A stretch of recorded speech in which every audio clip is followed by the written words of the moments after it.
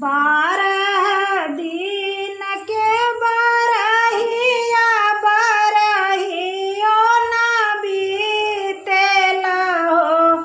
ए ललना साहेब मोरा कर ले इशारा देखत मोहिया लागेला हो।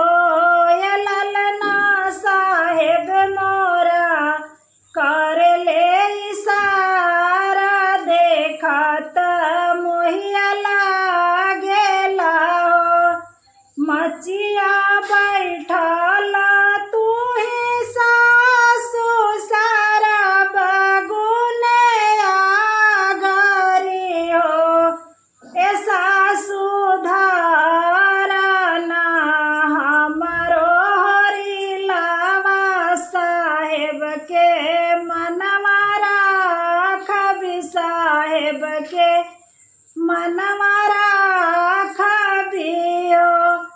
किया तू बहुआ बउरा हिनियावा रोसना काहिनी हो। ए बहुआ बीते दाना छठिया बरहिया साहेब के मनवा राखिया बेटा के मनवा राखिलिया हो। बारह दिन के बरहिया बरहियो ना बीतेला हो। ए ललना साहेब मोरा कर ले इशारा ता हमके बोलावेले हो।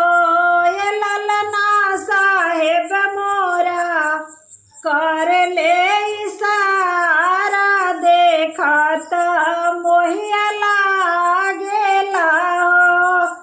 राम रसोइया बिच जेठानी सारा बगुने आगरी हो।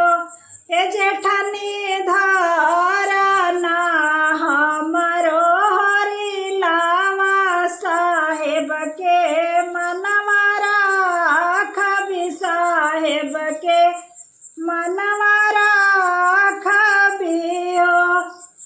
किया तू ही बहुआ बउरा हिनियावा रोसना काहिनी हो।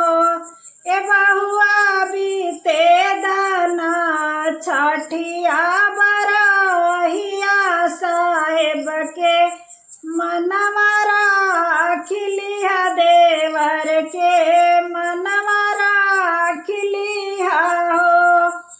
बारह दिन के बरहिया बरहियो ना बीतेला हो।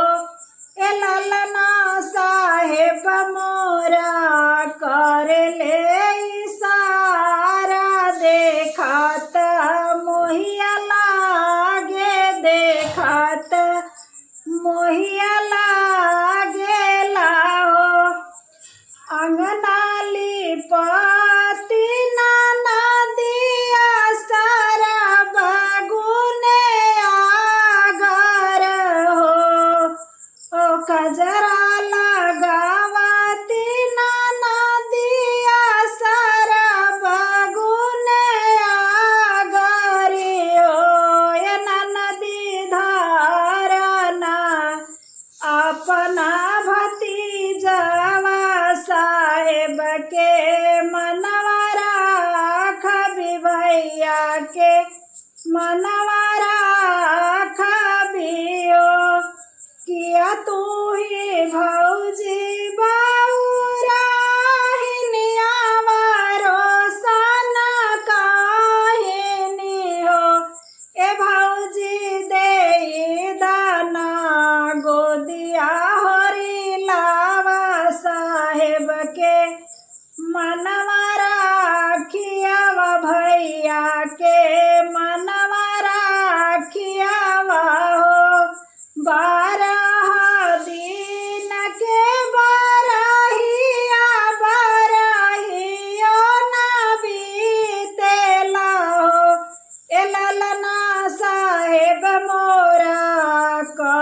ले